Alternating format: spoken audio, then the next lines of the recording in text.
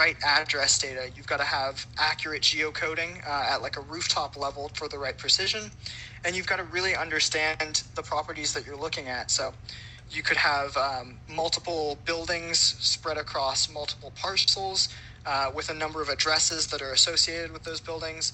And they could very easily be multi-tenant buildings as well. So being able to really fully understand a property, in addition to some of the external risk factors, is one of the ways that we traditionally approach this. But obviously, there's a ton of firmographic and business-related details that Dun & Bradstreet's also going to be able to provide that really open this up from a whole new perspective for you. So, Jay, I'm going to ask you again, sort of, how do you normally approach this risk management and sort of risk assessment use case from Dun & Bradstreet's side? Yeah, and to the same point we made previously, right? There's a ton of companies that are using Dun & Bradstreet as a part of the underwriting process. Critical components are the financial risk of that organization, as well as how well they're paying bills. What is the climate risk for that particular area?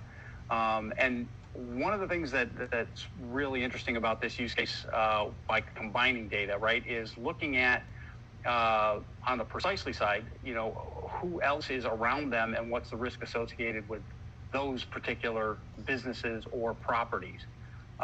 You start talking about, chemical storage, things like that could be nearby, that would impact on your underwriting type of exercise, right? It definitely changes the risk.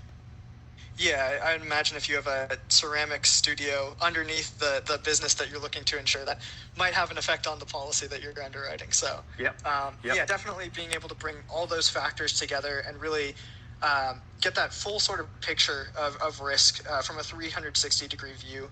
And really, as Jay was just saying, understanding the co-tenancy and adjacency risk, as well as just the full scope of the property that you're looking at. So want to just bring in an actual customer of ours that is using both Dun & Bradstreet and Precisely data in tandem and using Data Link.